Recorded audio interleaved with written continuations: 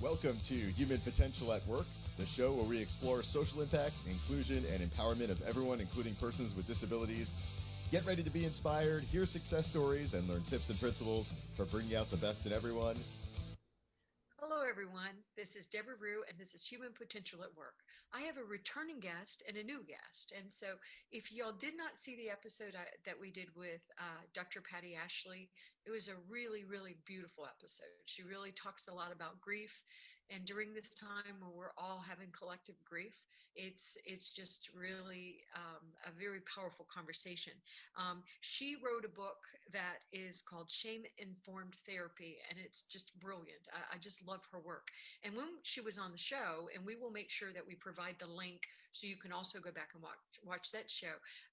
She was talking about her brilliant daughter, Elizabeth Herman, who is a school psychologist in Virginia, my state. And so I was like, well, y'all need to come on together. And it's interesting because, of course, they're coming on at a time when we all over the United States and certainly here in Virginia are trying to go back to school safely in whatever way that means for you. And so I think it's a very timely conversation. So Patti, welcome back to the program. I want you to give the audience an update in case they did not watch the first show. And Elizabeth, welcome to the program. Elizabeth Herman, very excited to have you here. We were talking off air and boy, you're going to be impressed. So, Patti, let's just start with you, and then you can introduce your amazing daughter. But tell us, remind the audience or tell the audience a little bit about your work. Hi, and Deborah, thanks so much for having us back. And yeah, it is a time, isn't it? And it's it's great to have Elizabeth here with me today. We've been doing our Moms in Real Life work for a couple of years now, but I'm a psychotherapist here in Boulder, Colorado. And I have three books actually. The Shame book is the latest one, and the one before that was A Memoir on Grief, Letters to Freedom. The one before that was The Shadow of the Two Good Mother Archetype. So my work really started with the experience of women as mothers. That was my doctoral dissertation. And so to have my precious daughter here with me today and continuing the work, and hopefully, it's sweet for me to see her passion for making the world a better place for children and helping support parents. And so, yeah. And she's a mom too. So she's doing all this work and she's got two little kids that she's managing. So she's living one of those lives. So, Elizabeth, tell us more about your work because I'm fascinated with it. Oh yeah, And no, your yeah. family. Oh, thanks. Yeah, right in the thick of it. So I have two. I have a 3-year-old son and a 7-year-old daughter who's a second grader. Yeah, and so it's a little stressful. They're both starting back to school in the last couple weeks, face to face. So there's some challenges with that we'll talk about. But yeah, so I'm a parent. I am a school psychologist. I have been for about 12 years now, and I work in public schools supporting school-based mental health, again, assessment, but also across all ages from preschool through high school, just doing what I can to help kind of support the social and emotional needs of students through my role there. It keeps me pretty busy, but I do get to collaborate with my mom on some projects that we've done that have been really fun. So Moms in Real Life is one of them where, we had a group where we just brought moms together to kind of share and kind of practice some self-care by, that's just shared empathy of that motherhood experience and talking about how it's hard and how we can, really lift each other up through that, which is really fun and powerful. And then we collaborated on a online course that she put together in the height of COVID, really to help support parents and mothers in particular, just trying to juggle being at home and parenting full time while possibly trying to work simultaneously full time and all the other things that go along with that. So it's been really fun to collaborate with her on those things and then, support kids and parents and all people who care for children as I can. It's such important work. And I know that we were talking off air that you work in Virginia Beach, and you said that you support an elementary school, a high school, and a magnet school. I do.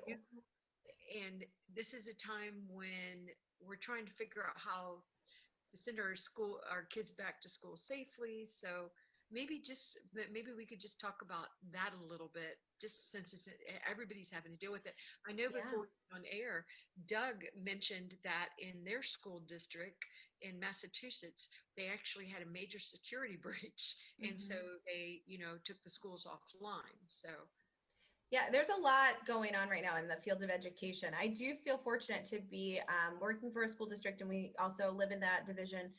We call them school divisions in Virginia, but school district, where it's very technology heavy, which, on the one hand, as a parent of a younger elementary age student, I'm sometimes a little, grumpy about, because I don't want us to lose that play-based learning that I think is still so relevant in those early grades. But at the same token, it actually ended up serving us pretty well in this crisis, because our district was equipped with one-to-one devices. So students already had assigned devices to take home and access to internet hotspots. So we were pretty well equipped to kind of send the kids home and sort of have an emergency learning plan to keep things going. It's not the same as face-to-face instruction. You can't recreate, the brilliance and professionalism of a good teacher through a screen. I just don't. I think you can do a pretty good job, and there are some good opportunities to learn there. But I think, especially when we're talking about our young learners, those pre-K, kindergarten, first and second grade students, that hands-on, face-to-face doing things learning is just so valuable. So been a huge shock to the system, really. I think we've been trying to just kind of pick up and do the best we can. A lot of districts like ours have given parents the choice of face-to-face or to remain virtual. So in our district, we had about 60% of parents choose to return face-to-face when safe. So that's based on just some local metrics from our health department. So we've started transitioning back face-to-face in the last 2 weeks. And there's definitely a lot of rules. There's a lot of expectations. I think schools have done a good job kind of creating those clear expectations. There's a lot of tape on the floor and signs posted and dots on the floor, and kids are all wearing their masks and compliant with the mask wearing. I have a 3-year-old in preschool, and they require, the children to wear the masks in school. And I think they've done a really nice job helping that feel normal, that this is just how we do business now. And when we come to school, we do it. It's weird and it's not ideal, but none of this is really ideal. We're just sort of kind of trying to do the best we can and stay safe. So there's a lot going on with it.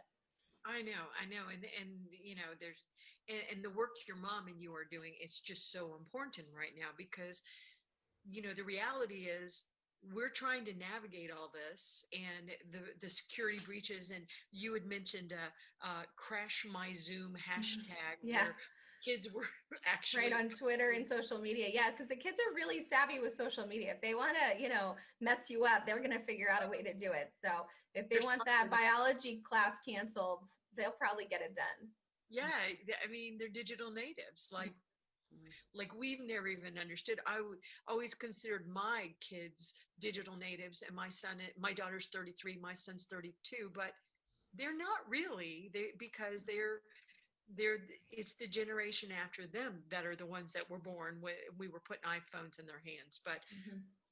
there's so much going on with this, but at the same time, you still are a mom, and you're still watching your own kids and protecting them. You have all of us going through major post-traumatic stress disorder. We're going through collective grief. We're seeing what's happening politically, which is chilling.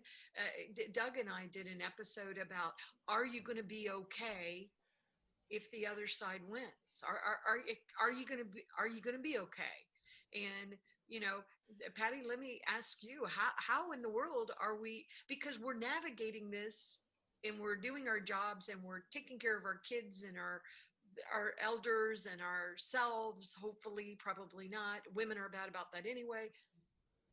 I know I'm pretty balanced, but some mornings I do not want to get out of bed, and I just don't want to get out of bed. So how do we continue to navigate this? Let me start with you, Patty, and then you can pass it over to Elizabeth. Yes, I try to steer away from politics. And at the same time, it's definitely relevant because we're 20 some days out to this election. I did watch the debate last night. And one thing that I can't get off my mind, which I love, is um, when Kamala said, I love talking with Joe. And, this is what he says, it's all about relationship. And I thought, Yeah. yeah, really? That says it all. It's all about relationships and how we do relationships. So, I don't know what the outcome's going to be. And obviously, we're sharing a similar hope for outcome from just what you said. I'm making an assumption. So, Pretty good. I also want to say, Patty, I voted. Virginia is voting. Yeah. We already started voting. I voted. My husband voted. My daughter voted. My son voted. My friends are voting. Vote early if at all possible. Sorry, Patty. yeah, I know, and we haven't opened that up yet, but I was really happy to hear how many people have voted compared to 4 years ago already. It's great. So, it's like the questions I asked last night, like, have the two of you talked about the ages of the president and what happens? Nobody really answered that question No. directly. And there was another question too that wasn't answered directly. So in answer to your question, I can't answer it directly either. Like, what are we going to do? I think we just have to pull on love. I mean, that came up for me yesterday and several different things I was listening to and reading. It's like the power of love, which is the power of the relationship and the power of empathy, I hope wins. Um, so I'm voting for love, and I know that's a word that is misunderstood and overused, but the idea of open-heartedness, relationship, and empathy, if we each individual has that as their intention, I think there's more power in that than we realize. I agree. Well said. And I I tried to watch the presidential debate, and I happened to just turn it on anyway. Um, anyway, I turned it on for a second and immediately turned it off because you got to know what you can take. Mhm. And but last night I wanted to watch because due to the ages of the candidates, the two vice presidents have a higher percentage rate of being the president. So I thought Kamala was amazing. I kept thinking I'm sleepy, I'm going to bed, but I couldn't stop watching her. I'm sorry, I just thought she did a beautiful, amazing job. And I think you're right, Patty. I think it was focused on love. But I don't want to discourage anybody that wants the other side. That I think are we we're Americans first, and it's more important. And that's what I talk about on social media. Vote, vote, vote, vote, vote. One thing I would like to talk about, Deborah, now that just popped in my mind was that question by the little girl who wrote in and said, how are we supposed to learn from leadership? And the one thing that I wished Kamala had said was there's a difference between debating and bullying. Ooh, And I would I thought that was great that they had that question there because, children are, I believe, our divine teachers. And that was a great question. So I'm curious, Elizabeth, what your thoughts are on that too, because that really struck me. And I felt like I loved Kamal. I thought she did great. I think she could have said a little bit more about, effective leadership and because kids, that's the thing that bothers me the most is our children are seeing these adults bullying one another and lying. So, children learn by example. And we have to be, that's what the word discipline means, even though that's a dirty word right now. It means to teach and to train. It comes from the word disciple, which is follower. So, if we aren't good role models for our children, how can we expect them to learn anything different? Um, so, again, I'm curious, Elizabeth, what you thought about that question and how it is for children to see our leadership being Mhm. bullies. Yeah, well, it was funny after the presidential debate between the presidential candidates, there was a lot of like just silly tweets from like social studies teachers at the school where I work talking about, oh, I don't know if I should have assigned that as an assignment last night. Because, that's a common, so as in high school social studies, especially civics, you're going to assign government, you're going to assign to watch the debate and then talk about it. But then they were like, you know what? No, this is a good opportunity for us to talk about, how you conduct yourselves in a civil way, how how to stand up to somebody who is either saying things that are just completely untrue and respond to that in a respectful way. I think Kamala did an excellent job being, responding to pretty obvious untruths, and pretty blatant, statements that were kind of hyperbolic and not factual, with grace. And I think to do that when you are kind of faced with someone who kind of is, as a woman, condescending you and acting like, oh, well, of course you're not doing that. And then to have that grace to show up and kind of keep her composure and respond respectfully, I think took a great deal of courage and a great deal of skill. I think she set a remarkable example for that last night. And I think that's something I think children can learn from. And I think that they are looking to that. That's what they're looking for. They're looking for us to model for them that's how they learn more than anything. And I talk about to teachers a lot when we're talking about, behavior and how we respond to behavior in the classroom. It really is all about our approach. So if you're telling kids not to raise their voices, but you're raising your voice in response to that, that's very confusing. That's a very confusing message. And so we want to be consistent, and we want to, again, show this is how we do things. This is how we behave. This is how we respond to someone we may not agree with ideologically in a respectful way. Wow, Elizabeth, you give me so much hope. I am so impressed with that comment. That was amazing, because you're right. Because one reason why I watched it, besides the age of the candidates, I'm very impressed that we have a Black woman that's so smart and so brilliant up there. And I couldn't help but just be totally fascinated with this woman, because I believe women are good leaders. So no matter which side you're on, I wanted to support the woman I wanted to hear what this woman had to say. And I was not disappointed. I was not disappointed with the way it felt like they were having a debate. Yes, sometimes they went over, and sometimes the candidates did not answer the questions at all. Right. But that's sort of what we're used to, but we can still learn from that. So it felt more, and I could tell the media didn't like it, that there wasn't they didn't get on the floor and start beating each other up or anything, but it was more of a debate. And I really, really appreciated the way she handled things. But so you bring up some points, Elizabeth, that I hadn't thought about, because I don't have kids in school right now. But how in the world do you do your job when, and I know you're lucky to have, your mom in this field too, but we are all so traumatized. I mean, we're traumatized, our children are being traumatized, and I'm not even blaming anybody. We're terrified of what's happening with COVID. I know we just had a scare. My sister got exposed, and we actually happened to see my sister that weekend, a couple of days after she was exposed. But we were being safe. We were wearing our masks. So luckily my sister didn't catch it, and we didn't, because we were social distancing, and I wanted to hug my sister. Mm-hmm. But how do you, I don't even, how do you navigate this world? I think it's tough. I think, we've had a lot of time now. I mean, I think in the beginning, and again, I think that's part of why the collaboration with the course was so important for us, because there was that isolation, right? Like we were all sort of isolated in our own homes.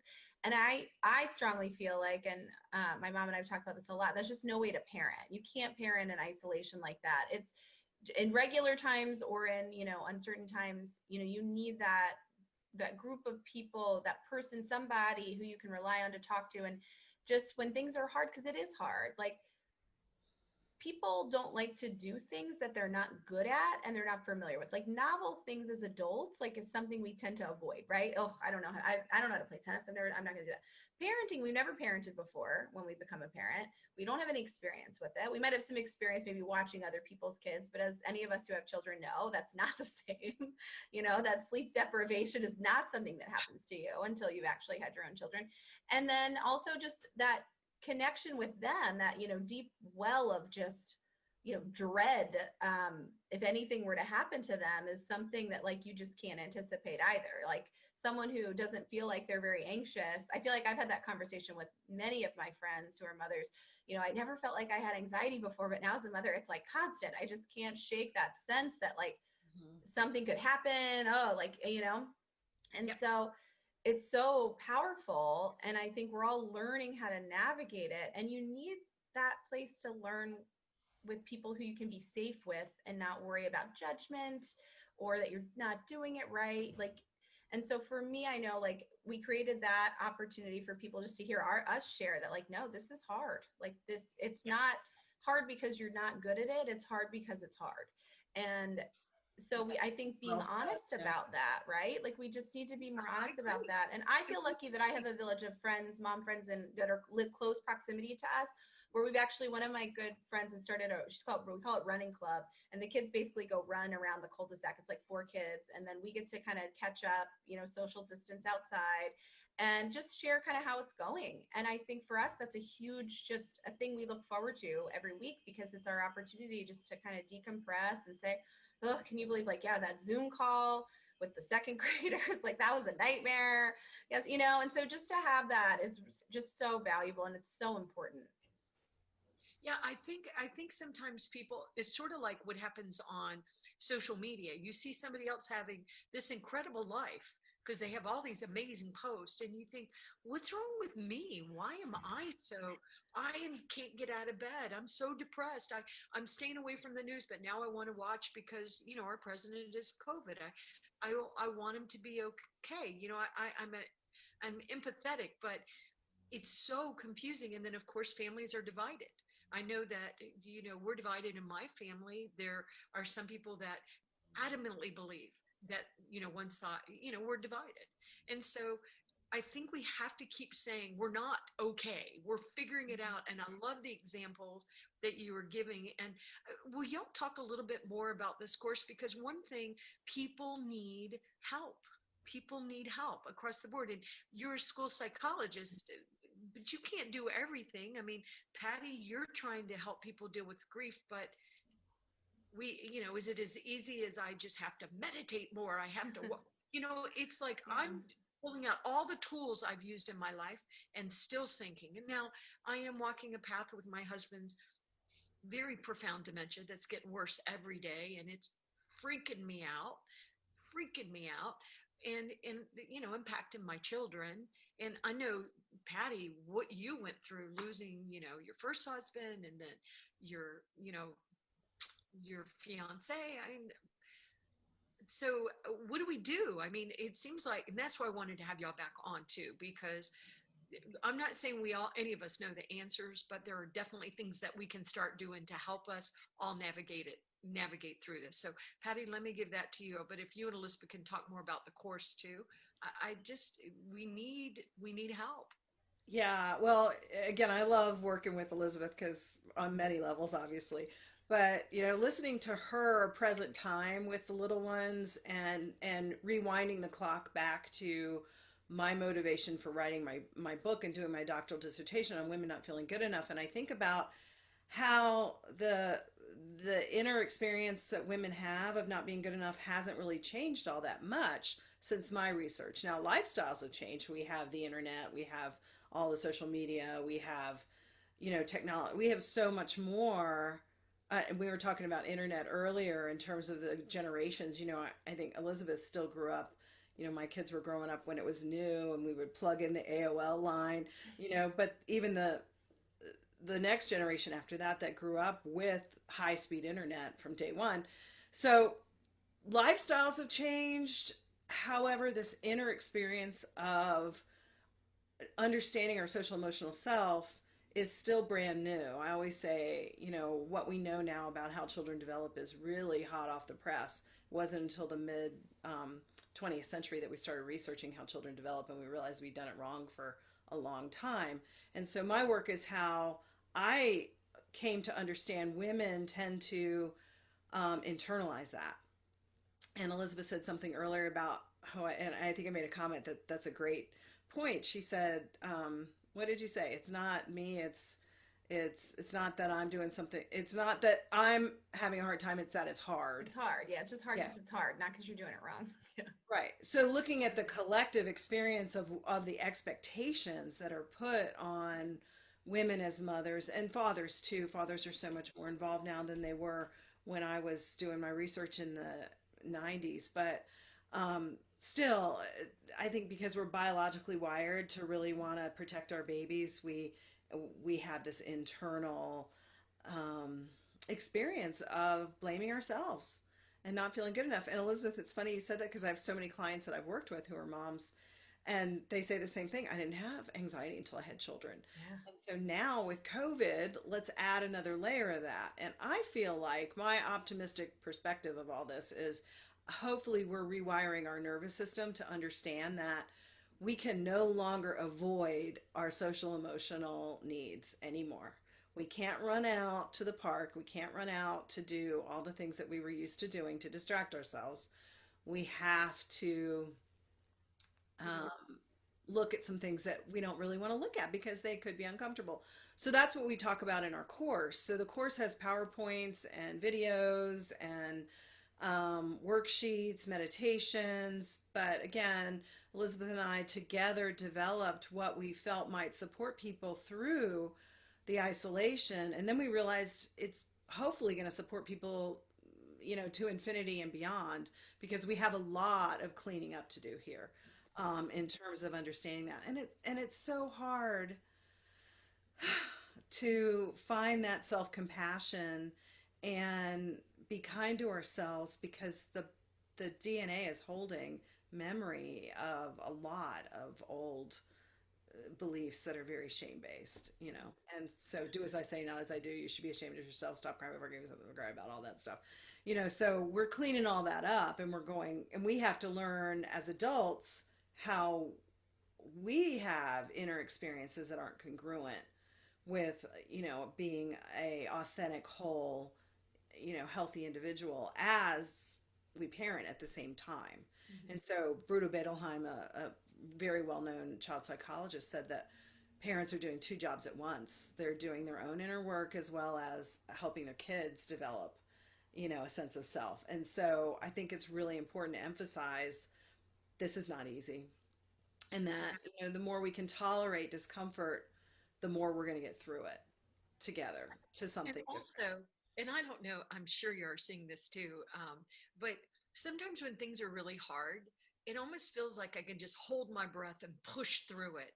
No, you can't really. And sometimes I actually find myself holding my breath, and it's like, all right, stop, breathe. I mean, Elizabeth, we can't just hold our breath and push through this. Yeah. What I think too, know part of it is letting. Yeah, and that like kind of how you alluded to that grief process. And I know you all talked about that last time, but I think that applies to so much of this because like you were saying about grasping at all the self-care strategies, it's almost like we have some days you just have to let that go and say, I need to accept that this isn't the way I thought it should be. It's not going to be that way. I wanted it to be a certain way, or I think I should be doing it a certain way, but that's not going to happen today. Today, I'm just going to be. And I'm going to just go minute by minute and do the best I can and show up to each minute as best I can. And that's okay too. Like, I don't have to accomplish something every day. I don't have to remember to meditate every day. Maybe I know that I have a better day when I do, but if I'm not there today, I'm not there today. And again, letting that be okay. It's like you have to give yourself permission to let go of what you feel like you should be doing and just take care of yourself because this is really hard and really stressful. It's all this unknown floating around. I don't know. I had to go pick up groceries yesterday and that random person I walked by wasn't wearing a mask. And so it's like that constant dread and worry about this unknown because you don't. It's this invisible, virus that we think we are beginning to understand, but there's still a lot we don't know. And there's so many people who carry it asymptomatically. So then that's this lurking, scary thing. There's just a lot of scary things lurking out there that we can't control. And I think as parents, that's what we try to do, right? We try to control the environment, control our kids, have them do it. Because if we're not controlling them and controlling it, people are going to see us and think we're terrible at this, right? Our kid's having a tantrum in the Target, so we must be awful moms because we can't control them. Whereas, leaning into that and moving through it and saying, I'm just showing up today, doing the best I can. This is what my kid needs to cry today. Today is hard. And that's where we are. And that's okay. And, we've always said, stay in the moment, stay in the moment. But there's a lot right now. I don't want to be in the moment. I don't want to, and I want to plan but I can't right now. I can't because of the situation that my life, where I am in my life. I just can't right now plan. And so it's my daughter with Down syndrome, she's always been so good about in the moment. She is in the moment. And we've always been told to stay in the moment. Well, we're in the moment, but I don't want to be in this moment anymore. And in 2021 December yet. I mean, I don't want to be here anymore. Sorry. Well, and I'm Yeah, just well, it's being again, honest anytime we're in the because, messy. yeah, no, go ahead, Elizabeth. Oh, I was gonna say, anytime we're in something that's like, a messy middle, right? That like messy middle space where it's not pretty and we're trying to figure it out and we don't really know what we're doing. We don't want to stay there long, like no one does. But I feel like collectively as a globe, we're in the messy middle. And so it doesn't feel good. It doesn't feel good that we can't say, okay, well, next month I'm gonna be able to go on that trip. We don't have that right now. We don't have, like, even my mom and I've talked, we haven't seen each other since we're on separate parts of the country, and we've talked, well, maybe spring, maybe, Right. we don't know. Right. Like, you just don't know. You can't plan, so you can't create that thing that you want to look forward to that really keeps you going. So you almost have to rethink it, right? We have to almost come up with new things. Like, so what's something else that I can have to look forward to, or something else that'll help get me through to this next thing, because I can't do those things that I would normally do. And do y'all think it, because I've always been obnoxiously optimistic, even though being an entrepreneur, just being alive has taken some of that out on me. But, what do we, what do we do now? What should we be doing to, because when you say taking care of ourselves, it just seems like it's different now, because what I did to take care of myself in the past, it's not working as well as it used to. And I am doing more of what both of you have said, in that is, especially what you said, Elizabeth, my kid needs to cry today.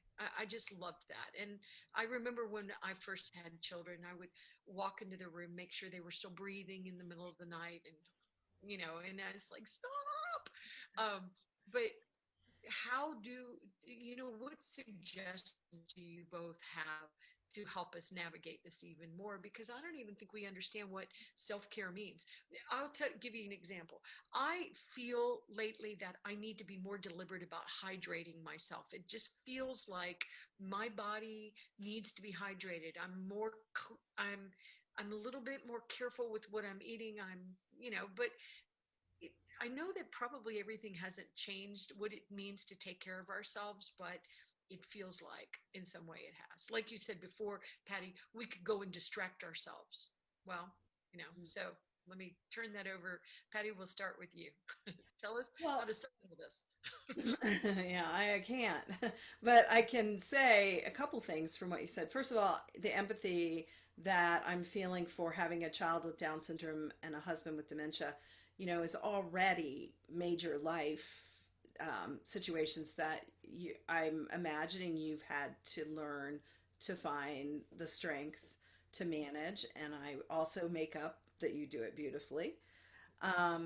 And we add everything else that's going on, in our political climate and with the pandemic and on and on and on. And fires. I mean, I'm having a hard time because there's so much smoke, here in Colorado from all the fires and all. Anyway, so there's a lot of other things outside of what you've already just managed in your own life. And, and I'm listening to stories every day, and it's so hard to hear, my mother died of COVID. I want to leave my husband of 15 years. The tragedies that are happening along with the global pandemic and everything else that we're dealing with. So it does require an intense amount of inner strength. And I think that's what I'm saying when I'm being hopeful that we're going to be able to rewire ourselves when we can come back to the present moment, whether we like it or not. I mean, that's what mindfulness is. It's Kabat-Zinn defines it as moment-to-moment non-judgmental awareness. And so, like what Elizabeth was saying is, I'm going to be in this right now, and I'm not going to judge myself for whether I'm, eating too many cookies. I'm laughing because she posted her cookies. I did make cookies. I was prepared this time. And I've definitely put on the COVID-19 pounds. So, how do we do self-care? What is self-care? And I think self-care is that moment to moment. Non-judgmental is the key here. Mm-hmm. we are so hard on ourselves, and when and that goes back to the shame that I wrote about in my book and the neurobiology of that. It's in our DNA, it's in our nervous system, it's in our brain, and we need to give our bodies something different. So the self-care is that something different. And I loved what Elizabeth said earlier too about, we don't like to try new things. So, in my work, I really encourage creative arts and music and dance and movement, yoga, outdoors, being in nature, but I also want to get it aligned with what somebody isn't going to be uncomfortable doing. So to find what you really enjoy doing and give yourself permission to do it in the downtime instead of running out and going to happy hour. What is it you enjoy doing, even if it's not good? I mean, I do art and I call it like first grade art, because I'm not worried about it being in a museum or a gallery. I do it because it feels good to me. And I've been doing it for years. It started with mandalas when I was still in Virginia 20 some years ago. And, so that's something I enjoy, and I do that, or I also like, I like to do a lot of things. So I'm fortunate about that. I dance around the living room. I listen to music. I'm starting to play the guitar, I'm taking voice lessons, and all of that actually rewires the brain. So whatever we can do that, and like Elizabeth was saying, the running group, and then there we are with our friends and we're connecting. We're wired for connection as well. So connecting and finding things that we enjoy doing, even though it might be hard and it might be a stretch. But I know there's a lot of closet guitar players and artists out there. I mean, I can't tell you how many high school girls I've worked with that are incredible artists, but they won't draw because they don't think they're good enough. And that's the whole perfectionism that gets set up early on. And they'll show me their art and they're like, it's not that good. And I'm like, it looks just like a photograph. So, to give them permission to be in that creative space. But when you get into the perfectionism, or I can't do that, it doesn't have the same effect of creating the new neural networks that say, I'm okay, I'm safe, I'm lovable, that back to the moment. And when we allow ourselves to be in whatever creative or nature or experience that we enjoy doing, we actually are, that's good self-care. And it may be just a minute. I always say this about moms, you might just have a mindful minute of something that feels good to you, but make sure that you give yourself permission to have that. I think permission to take time too. I think that's hard because we feel like we're supposed to be doing all of these things, and then we don't let ourselves take an hour to do nothing. Maybe it's doing nothing, right? Like or whatever it is. Again, like you were saying, that thing that fills you up and makes you feel better. Giving yourself the time, because I think we put pressure on ourselves to fill every minute with meaningful, productive activities. Okay, this is my designated self-care time. And I'm gonna, and I think when you're in that space where you're almost over planning your self-care, you've almost like removed the point of engaging in that, right? Like you're like over scheduling yourself. So it's like you need to sort of I would say, like, we need to get better about, again, giving ourselves permission to like be a little selfish, take a little time for ourselves, because we, again, as a parent, I know I need to model that for my kids. I need to say, you know what, I'm noticing that this has been a really hard day. I'm really stressed. There's a lot going on. I'm going to go for a bike ride by myself and just give myself some quiet time, to just take that day off. And I think and it doesn't have to, it can be anything. It can be whatever it is for you. I just think taking away, again, the judgment of it, what it's supposed to look like, it's self-care is supposed to be meditation. Self-care is supposed to be, whatever. Yeah. And just giving yourself permission to have the time to do it, because I think we, especially as women, get pulled and spread really thin as caregivers and by our regular jobs and all the other things. We want to do all the things, and you just can't, but you have to take care of yourself, because if you put yourself last, you won't be able to do anything. So that's just, I think it's so important that you just let yourself have the time you need. An hour of your day is just 4%. It's 4% of your entire day. So you're worth 4%. Right. But Elizabeth, what do we say to the children? About what? All the things? There's a lot to say about like COVID or the stress. I would maybe just the one thing that I keep saying to my children, my adult children, is that, just give everybody a pass right now because people are so stressed. So if somebody cuts you off or they get too close to you or whatever we consider rude behavior or bad behavior, just sort of cut everybody a little bit as much slack as possible because people are so traumatized right now. And Yeah. so I don't have little kids. I miss little kids around me, but what what do we say to the little kid to our kids to make them feel safe when we're not feeling safe? Yeah, I think acknowledging that things are hard and weird and different, right? Like they know that things are not normal, right? Like I had a neighbor mention recently about how she wasn't sending her preschooler back to school because she's like, I just don't want him to see people in masks. I don't want him to know about that. And I sort of thought that was kind of a disservice, right? Because to him, because one, it sort of minimizes his awareness and there's obviously weird things going on, like things are not normal. And so I think it's better for us to be more open with our children about, they don't need to know the details, but again, I have a 7.5-year-old. Like she knows about COVID-19. She knows it's a virus. She knows we need to wash our hands. She knows we need to wear masks when we're going out and we need to social distance. And they need to know that. I feel like even my 3-year-old, the germs, but in the beginning, why is my school closed? Because of the germs.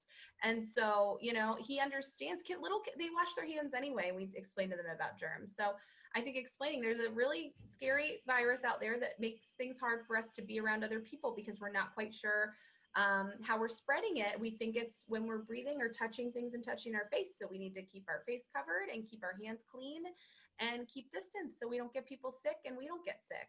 And so I think kids understand that. It's not super complicated. It's pretty, basic, wellness. And so I think that, and again, explaining this is what we're all doing and this is what we're doing to help each other. Because again, we're doing this really for ourselves, but also for our whole community, right? We want to not just keep ourselves safe, but keep our neighbors safe because we might be carrying it. And we just want to be respectful of other people. So I think being honest and approaching it in like this is how we treat people way, we treat everyone with respect. And so we're going to be respectful of the fact that there's a virus going around we want to be careful about. Well said, beautifully said. And I always did that with my kids. I would get criticism for it because, I'm older, I'm 60, but I always let them make as many choices as they could. And I always told them what was going on in an age appropriate way. And I just felt that I was going to make them better thinkers by doing that. And my daughter has Down syndrome, but she has always been a good communicator. So I just thought it was the right way to, do it. I wasn't raised that way as a kid, but I know that I've kept you up longer than I promised, but I think the work you two are doing is just so powerful. But I want to make sure that we have time for you to tell us how to find out about your work. I'm sure a lot of people are going to be interested in the course. And so can you tell us, the website, any social media you're on, any way, that they can follow the work that you're doing so that we can all try to be a little healthier and safer? Yeah, it's funny. I feel like the debate. Yes, I can answer that, Deborah, but I would like to speak to something Elizabeth just said. And please do, and please do. Because we have it. We have as much time as we need, but Um, I like that she gave us the example of her friend who said, "I don't want my children to see the mask." I mean, this is what I think we're really having to clean up right now is this whole idea that we can protect our children from pain and suffering. Where did we get the idea that we can Yeah. protect our kids from suffering? Life is full of it, right? Yeah. What we really need to do is help our children understand how to get through right. challenging times. Mhm. And again, it's not what's that? I wasn't taught that. I don't think we teach that, right? Yeah. Yeah, we want to protect our kids. I mean, like when my father died, nobody wanted to talk about it. That's why I do the work I do. I thought this is really weird. Something really bad happened and nobody could talk to me about it. So I became a therapist. And I hear the stories all the time, of serious illnesses in the family, and we don't want to tell the kids because we don't want to upset them. Like the kids don't pick up the feeling in the family when there is something going on. Kids, I mean, there's so much that we feel on a sensory level that doesn't even have language. That's the most important part here. And so our children are going to feel safe when we're able to give them age appropriate context for what's going on. And I love what Elizabeth said, because she just said it so beautifully. Here's what we say to the kids, you know, simple. It wasn't like, oh my God, we're all going to die. You gotta wear your mask. Yeah. I mean, they don't know the statistics. They don't know the numbers of death. I mean, they don't need to know that level of detail, right? They just need to know there's germs. Yeah. They don't need to know, about respirators. That's not relevant to them. But I think, being respectful of them as human beings who need to know what's going on. I think that's where it all comes down to, right? It's like kind of just the idea of treating children with the same respect that you feel like you deserve as a grown-up. They don't deserve less respect because they're shorter. They deserve the exact same amount of respect that we do. And so I think if we're coming from that place of respect, and how do I respect you as a human being who deserves to, know what's going on and not be kept in the dark and confused. That's when kids get confused and they act out, because you're not being straightforward with them. And I think if we can just be respectful and honest and understand that, like my mom was just saying, like, they can handle it. Like, and when we are respectful of them, that teaches them that you can, it's a Glennon Doyle quote. She said some amazing things. Her most recent book, Untamed, is like one of my favorite things right now. I feel like it's gotten me through COVID. But you can do hard things, right? Like, that's what we want to teach our kids. You can do hard things because it's hard to human. It just is. And we need to teach them that they can handle it. And if we try to take that away from them and handle that for them, that's incredibly disrespectful. Beautiful. Yeah. Very well said. So as far as finding us, my website is pattiashley.com. So it's Patti with an I, Pattiashley. And the links for the course are on there on my front page, and links to do Authenticity Architect coaching with me, which is psychotherapy / coaching. So I can do it out of state, anywhere, just to help people kind of cope with what's going on and find their authentic self. Links to my books are on there as well. Lots of videos that I've done, like the one with you, Debra, and Elizabeth.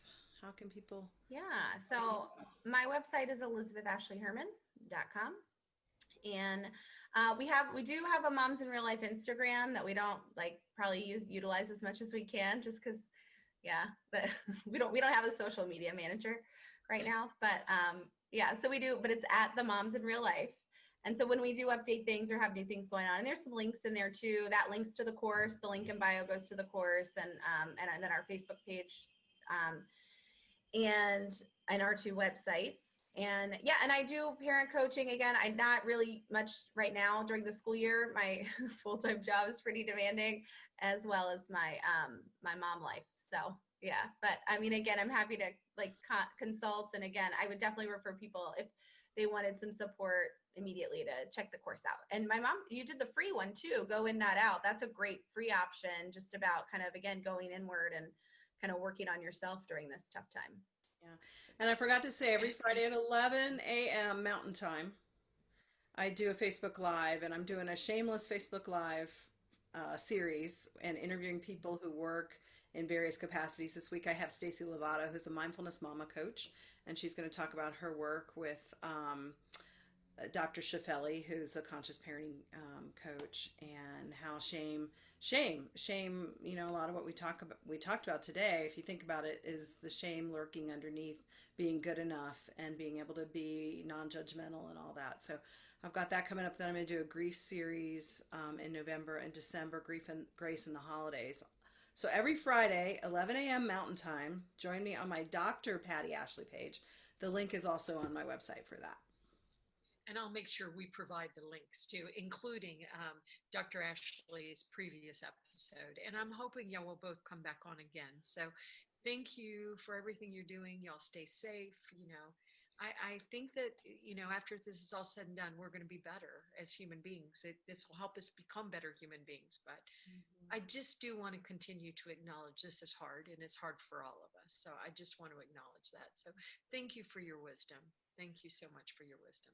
Well, thanks for having us, Debra. And I just want to acknowledge, I love to hear you say the word y'all. I say that here in Colorado, and people go, what? but I'm a y'all. Great word. Yeah, thanks, Deborah. It was so great to meet you. Yes, I agree. And I look forward to, once again, you're coming on again. So everybody have a great, safe day and take care of yourselves. You too. Yeah. Bye-bye.